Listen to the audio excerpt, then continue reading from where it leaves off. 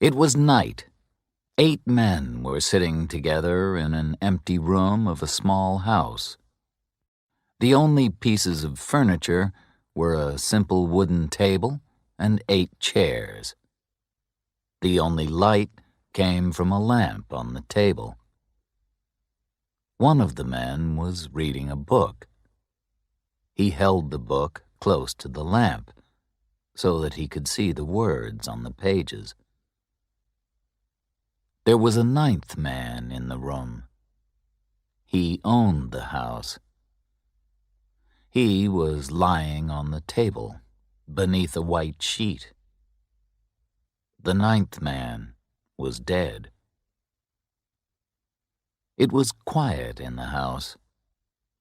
Outside there were the sounds of birds and insects in the trees around the house. Visitors from the city always noticed these strange cries and calls. But the men in the room took no notice of these sounds. They heard them every day. 7 of the men were farmers and woodsmen. They worked in the fields and forests every day of the year. The skin on their faces had been burned by the sun and the wind. They were wearing hats with broad brims. The man with the book did not look like the others. He was not wearing a broad-brimmed hat. His face was smooth, intelligent, and handsome. He looked like an educated, important man. He was a coroner. All of the men were here this evening to do an important job. An inquest was taking place in the room. The men had come to look at the dead body on the table. They had to answer this question: how did this man die? The coroner was reading a diary. It belonged to the dead man. The coroner and the 7 men were waiting for a witness to attend the dead man's inquest. Suddenly, they heard the sound of a horse galloping on the road. Someone was riding quickly toward the house. The horse stopped outside, the door opened, and a young man came in. "I'm late. I'm sorry," he said. "We've been waiting for you," said the coroner. "We must finish this job tonight. Hugh Morgan must be buried tomorrow morning. Where have you been?" "I went to the telegraph office and sent a telegram," said the young man. "I've written a report about Hugh Morgan's death. The report will be in the San Francisco newspapers tomorrow. I'm a reporter. I write stories for the newspapers." "You're not here to tell us a newspaper story," said the coroner. "You're here to tell us what happened to Mr. Morgan. You must tell the truth. You must swear that you'll do this." "Yes, I'll tell you the truth," said the young man. "But you might not believe me." "That isn't a good beginning," said the coroner. "Is your newspaper report different from the story that you're going to tell us?" For a moment, the young man had an angry expression on his face. "I've come here to tell you what really happened," he said. "I promise that I'll tell you the truth. Everything that I say to you will be true. You can read what I wrote for the newspaper. These are the true facts. This is what I saw and heard and did. The report isn't fiction. "Let's begin," said the coroner. The men took off their hats. The young man lifted his right hand and began to speak slowly and clearly. "I swear before God, I will tell the truth, the whole truth, and nothing but the truth," he said. "What is your name?" asked the coroner. "William Harker." "Age?" 27. "Did you know the dead man, Hugh Morgan?" "Yes, I did." "Were you with him when he died?" "I was near him." "Tell us what happened," said the coroner. "Why were you with Mr. Morgan, and what did you see?" "I was visiting him," said Harker. "Morgan and I were good friends. I live in San Francisco, but I often came here to stay with Morgan. We hunted birds and animals in the forest, and we caught fish in the rivers. Morgan and I went hunting and fishing together many times." "Tell us what happened on the day that Mr. Morgan died," said the coroner. "We left this house at sunrise," said Harker. "We wanted to hunt quails. We took Morgan's dog with us, and we both carried shotguns. Morgan told me there's a field of wild oats over the hill. There are many good large quails there. They'll be good to eat. So we went to the field. But we found something bigger than quails." "What do you mean?" asked the coroner. "Did you find an animal?" "Yes." "Well, no," said Harker. "I don't know what kind of animal it was, but I saw the oats moving in the field. Something was coming toward us. I couldn't see the animal, but I guessed that it was big. Morgan didn't say anything. He lifted his gun and aimed it at the oats." Harker stopped speaking and looked toward the window. "Please continue, Mr. Harker," said the coroner. "What happened next?"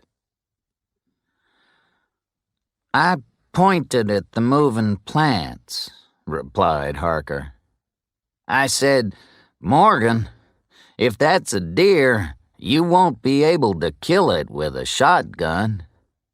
You'll need a more powerful gun, a rifle. But maybe it's something bigger than a deer. It might be a bear or a mountain lion.' But Morgan didn't reply. He just aimed his gun at the oats and stared. I began to be afraid. Our shotguns wouldn't stop an angry bear or a lion." "Mr. Harker, you say that it was a big animal," said the coroner. "Do you know the difference between a bear and a lion and a deer?" "Yes, I do, sir," said the young man quickly and angrily. "And that's the strangest part of this story. I saw the oats moving, and I heard something coming through the plants. But I couldn't see what it was. A big thing was moving toward us, but I couldn't see it." "Did you speak to Mr. Morgan again?" asked the coroner. "Yes," said Harker. "I shouted, 'What is it?' But Morgan didn't reply. The animal, or thing, was coming closer, and Morgan got ready to fire his gun. Suddenly he said, 'It's that damned thing!' He was terrified." "Did Mr. Morgan know what it was?" asked the coroner. "Is that what you believe, Mr. Harker?" "Yes, sir," Harker replied. "I believe that Morgan had seen it before. Then he fired his gun, and I heard a terrible sound. It was the scream of a wild animal." "And did you fire your gun too?" asked the coroner. "No, I didn't. I couldn't," replied Harker. "The smoke from Morgan's gun was in my eyes. I couldn't see where to aim my own gun. Then, suddenly, Morgan dropped his gun and started to run." "He left you?" asked the coroner. "Well, I was surprised," said Harker, "but I didn't have time to think about it. Something knocked me to the ground." "What knocked you down?" asked the coroner. "Well, I didn't see it, but it was soft and heavy. It moved very fast." "And then what happened?"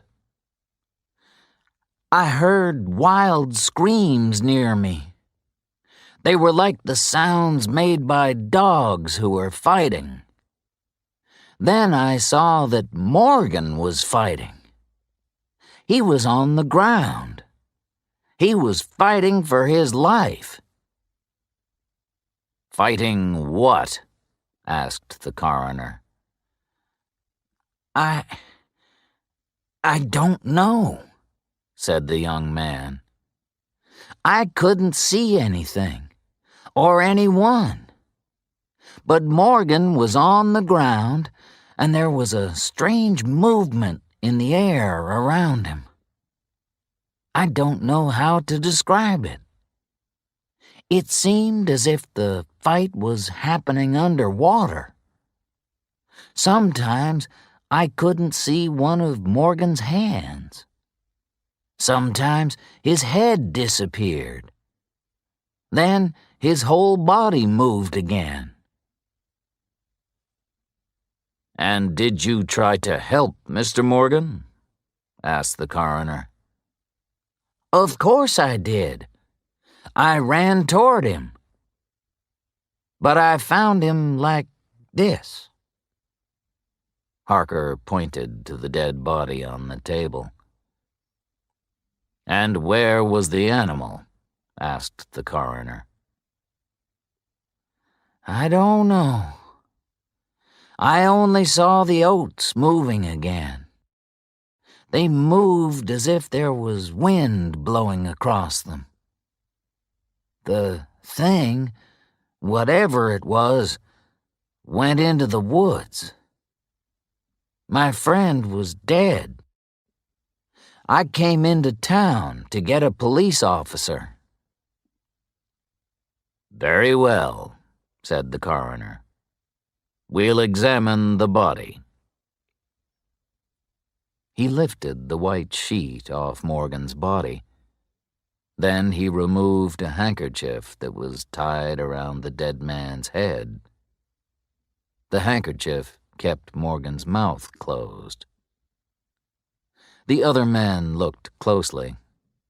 One of them held the lamp high. Its light shone on the body of the dead man. Hugh Morgan's throat had been torn open. There were many terrible, deep injuries all over his body. His clothes were soaked with blood. "Gentlemen, you've heard Mr. Harker's story," said the coroner. "You've seen Mr. Morgan's body. What shall we write on the death certificate? Did a wild animal kill Mr. Morgan? Or was he murdered? We must decide." The 7 men went out of the room and spoke together quietly for 2 or 3 minutes. William Harker turned toward the coroner. "I see that you have Morgan's diary, sir," he said. "Have you read it? Does it tell us anything important?" "I've read it quickly," said the coroner. "No, it doesn't tell us anything about the cause of Mr. Morgan's death." The 7 men came back into the room.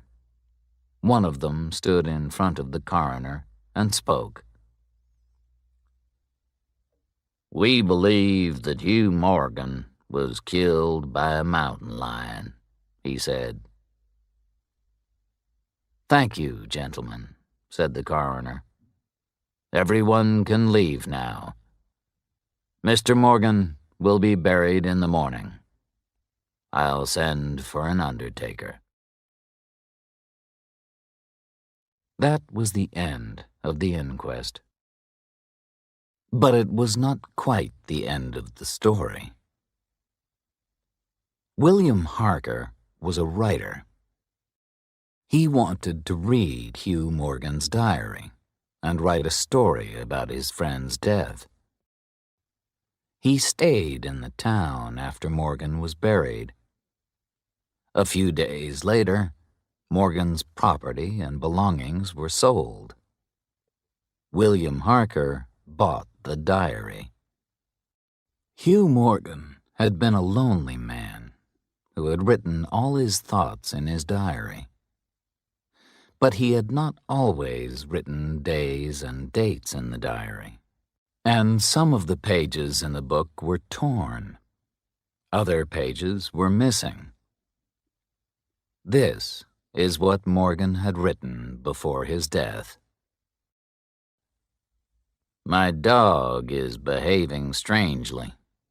He barks and turns around again and again. He looks at something that isn't there. He runs after something that he can't see. This has happened several times. 2 September. Tonight, I was looking at the stars in the sky above the hill. Then, something strange happened. Someone or something moved between me and the stars. The stars suddenly looked like a pool when you drop a stone in the water. Am I going crazy? 27 September. It's been here again. It moves around the house. Now I keep my gun beside me always. Does this thing only come at night? Today I saw footprints in the soft ground near the house. What's happening here? Am I going crazy? 3 October. I shall not leave my home. I will not run away because of this thing. But it might make me crazy. 5 October. I've invited my friend Harker to stay here. I'll say nothing. Maybe he'll find an answer. Maybe he'll see the thing, too. Can the dog see it? I'm sure that the dog hears it. It hears things that I can't hear. Can the dog see things that I can't see? Perhaps that is the answer. If there are sounds that men can't hear, are there colors that men can't see? Is the damned thing a color that men can't see?